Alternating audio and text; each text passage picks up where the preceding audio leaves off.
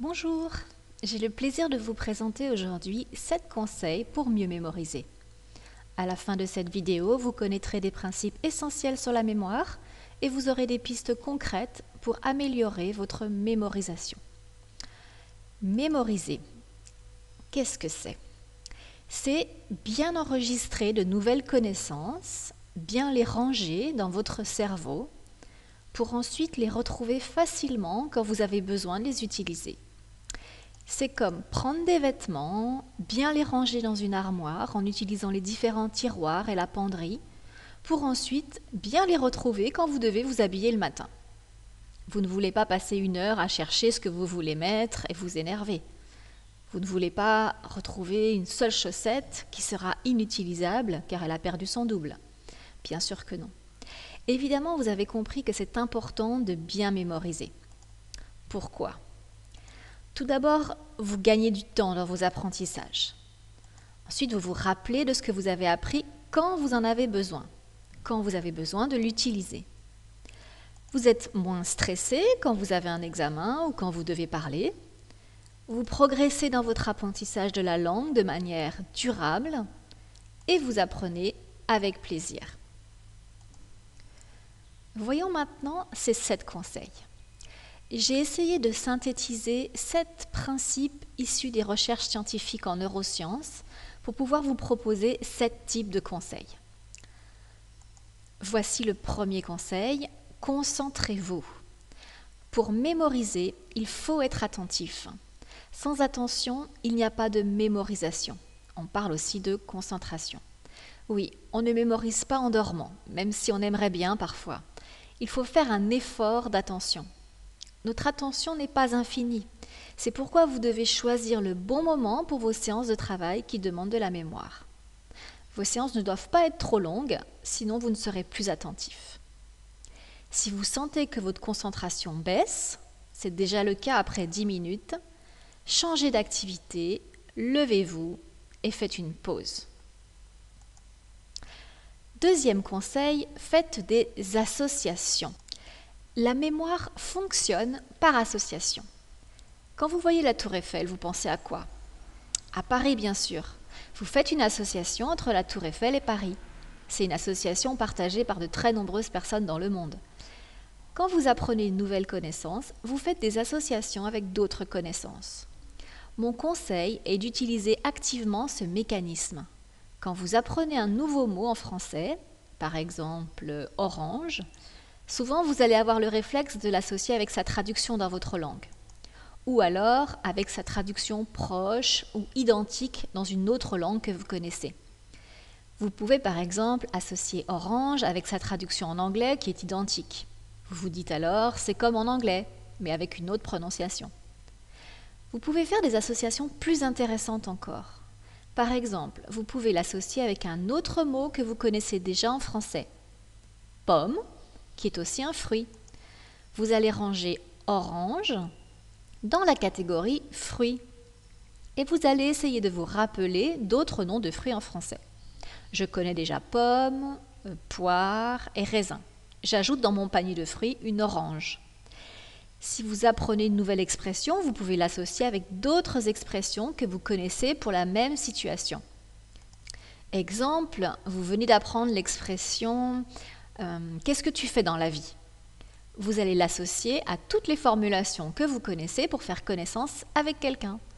Si vous apprenez une nouvelle forme verbale irrégulière, par exemple, nous téléchargeons avec le E après le G, vous pouvez associer cette forme aux autres verbes qui ont la même particularité, c'est-à-dire les verbes qui se terminent en GER, comme manger, ranger, etc. Vous comprenez la logique. La nouvelle connaissance ne doit pas être isolée dans votre mémoire. Vous devez l'associer avec d'autres connaissances. Une autre chose importante maintenant, liée aux associations, ce sont les images. Vous avez remarqué qu'il y a beaucoup d'illustrations dans vos livres de français et que j'essaie moi-même d'illustrer mes conseils par une photo. Ce n'est pas pour faire joli ou pour décorer la page, c'est pour faciliter la mémorisation des idées. Quand vous apprenez le mot orange, dans votre esprit, vous visualisez le fruit, vous avez une image qui apparaît. C'est très important d'associer des mots à des images. Votre cerveau mémorise beaucoup mieux les images. Associez une nouvelle connaissance à une image. Quand ce sont des choses concrètes comme un fruit, c'est facile. Mais parfois, vous devez faire des associations avec des symboles. Dessinez sur votre feuille un symbole ou un dessin simple que vous pouvez associer avec le mot nouveau. Ce n'est pas grave si vous n'avez pas de talent exceptionnel de dessinateur. Le plus important est que dans votre esprit, ce mot soit associé à cette image. Donc, utilisez des images mentales, des dessins et des symboles. Un autre principe et un autre conseil maintenant. Vous avez remarqué que quand vous avez vécu quelque chose avec beaucoup d'émotions, vous vous en rappelez longtemps. Cela s'explique par le fonctionnement neurologique. Dans notre cerveau, la mémoire et les émotions partagent beaucoup de choses. On peut donc utiliser cette particularité. Susciter des émotions positives, de l'étonnement, est un bon moyen d'aider la mémorisation. C'est pour ça que les enseignants essayent toujours de vous proposer des supports drôles, étonnants, de vous faire vivre des expériences et des moments forts dans les cours. Vous pouvez apprendre en utilisant des supports que vous appréciez. Je dis souvent qu'apprendre avec plaisir est très important. En effet, il est prouvé que c'est plus efficace pour apprendre. Votre cerveau va mieux ranger et retrouver ce qui est lié au plaisir pour vous. Voilà pourquoi les enseignants vous proposent parfois d'apprendre en chanson ou avec des jeux. Ne pensez pas que ce n'est pas sérieux ou réservé aux enfants. C'est très efficace du point de vue pédagogique. Et vous avez peut-être remarqué que vous avez une meilleure mémoire auditive ou visuelle ou bien motrice. Notre mémoire est composée de plusieurs éléments, de plusieurs mémoires, mais certaines mémoires sont plus fortes que d'autres selon les personnes. Si vous avez une bonne mémoire auditive, c'est très important pour vous de lire à voix haute, d'enregistrer vos cours pour les écouter par exemple. Si vous avez une mémoire plus motrice, vous avez besoin de toucher, de marcher pour mieux mémoriser. Avec une mémoire plus visuelle, vous devrez faire attention aux images associées, mettre des couleurs dans vos cours, etc. Ce sujet est complexe à expliquer en quelques minutes, mais je vais vous donner des liens utiles à ce sujet en fin d'article du blog. Le lien est en dessous de la vidéo. Voyons maintenant le conseil suivant. Personnalisez ce que vous apprenez. Depuis le début de cette présentation, j'ai dit plusieurs fois « dans votre esprit, pour vous ». En effet, nous ne sommes pas des machines. Notre mémoire est liée à ce que nous sommes, à notre personnalité, notre histoire, ce que nous avons vécu. Quand je vous propose de faire des associations, d'utiliser les émotions et les sensations, il est très important que ce soit adapté à vous. Votre processus de mémorisation est personnel. Votre mémoire est différente de celle de votre ami ou collègue, et donc vous devez adapter votre manière d'apprendre. Vos associations sont personnelles, ce qui vous procure des émotions est personnel. Quand vous apprenez une nouvelle connaissance, associez-la à des choses personnelles. Par exemple, si vous apprenez le vocabulaire de la famille, faites des phrases d'exemple avec les membres de votre famille. Par exemple, mon oncle s'appelle Ali et sa femme s'appelle Fatima, c'est ma tante. Quand votre prof vous pose des questions personnelles en cours, ce n'est pas indiscret, mais pour vous aider à faire ces associations personnelles. Vous venez d'apprendre des adjectifs qualificatifs difficiles à mémoriser, par exemple.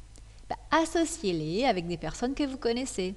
Exemple, ma voisine Maria est généreuse. Elle aime faire des cadeaux à tout le monde. Vous associez généreuse à Maria que vous connaissez. Vous aurez ainsi beaucoup plus de chances de vous rappeler ce mot, car vous l'avez associé à Maria et à cadeau. Cherchez toujours comment utiliser ce que vous venez d'apprendre dans votre vie concrète. Je vous ai déjà dit dans des conseils précédents pour mieux apprendre qu'il est important d'apprendre ce qui est utile pour vous. Vous avez remarqué que vous mémorisez mieux ce qui vous intéresse. L'intérêt pour un sujet crée une motivation qui facilite beaucoup la mémorisation. Apprendre la conjugaison des verbes n'est pas forcément le plus agréable à faire, mais pourquoi ne pas le faire en chanson ou sous forme de jeu? Essayez toujours de trouver un intérêt personnel dans vos apprentissages. Si vous apprenez le français de manière autodidacte, c'est-à-dire seul, sans prof, apprenez en priorité ce que vous aimez et ce qui est utile rapidement pour vous. Autre chose maintenant, quand on apprend une langue, il y a des milliers de connaissances à mémoriser. Et vous avez sûrement remarqué que les méthodes de langue vous proposent d'apprendre petit à petit selon un plan structuré. La langue est découpée en parties plus faciles à mémoriser selon une logique pédagogique. Quand vous êtes face à de nouvelles connaissances, pensez vous aussi à découper des parties. Cela signifie apprendre en plusieurs fois les contenus, mais aussi de ne pas faire de trop longues séquences sur des sujets identiques. Cela rejoint vos capacités d'attention dont on a parlé au début de cette présentation. La structure des manuels de langue en dossiers, unités, séquences est très importante et je vous conseille de vous appuyer sur le plan d'un cours pour mémoriser son contenu.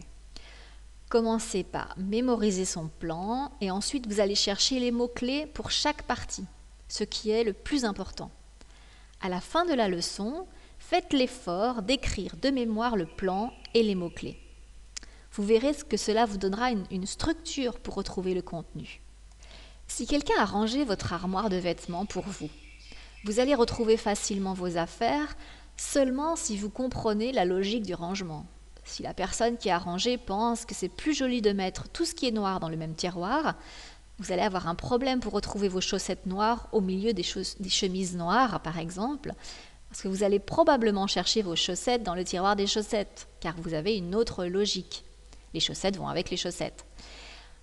Pour en revenir à la leçon, en visualisant la structure, vous faites des liens entre les parties et les sous-parties, et vous allez beaucoup mieux mémoriser parce que vous allez mieux comprendre la logique de la leçon. Comprendre ce que vous apprenez est essentiel pour mémoriser. Vous devez comprendre les liens entre les contenus. Rappelez-vous l'importance des associations. La structure d'une leçon vous donne une vision globale très utile. Nous arrivons à une partie essentielle, la réactivation des apprentissages. Vous avez remarqué qu'il ne suffit pas de faire l'effort de mémorisation une fois pour que la connaissance soit mémorisée pour toujours, évidemment. Ce serait trop facile. Il est conseillé de réactiver dans son esprit une nouvelle connaissance 24 heures après son premier apprentissage, puis une semaine après. Souvent, on pense que réactiver, cela veut dire répéter. Ce n'est pas seulement ça. Cela peut être réviser, relire, mais ce n'est pas le plus efficace. Vous pouvez faire un exercice sur cette connaissance, un quiz, un jeu. Vous pouvez reformuler ce que vous avez appris, l'expliquer avec vos mots, à vous-même ou à un camarade. Vous pouvez faire un résumé de la leçon ou d'une notion apprise. Vous pouvez mettre en pratique votre apprentissage en situation réelle, etc. Tout ça, ce sont des manières de réactiver vos apprentissages et de les ranger durablement dans votre mémoire. Sans cette réactivation, vous risquez d'oublier ce que vous avez appris. Avant de terminer cette présentation, je veux vous rappeler quelque chose d'important qui est souvent négligé par les personnes qui doivent beaucoup mémoriser. Par exemple, les étudiants avant les examens. Attention à votre hygiène de vie. Votre mémoire a besoin que vous preniez soin de votre sommeil et de votre alimentation et que vous fassiez une activité physique régulière. N'oubliez pas que le stress n'est vraiment pas l'ami de la mémoire. J'espère qu'avec ces informations et ces conseils, vous allez mieux mémoriser et apprendre le français avec encore plus de facilité et de plaisir. Je vous remercie de votre attention. À bientôt.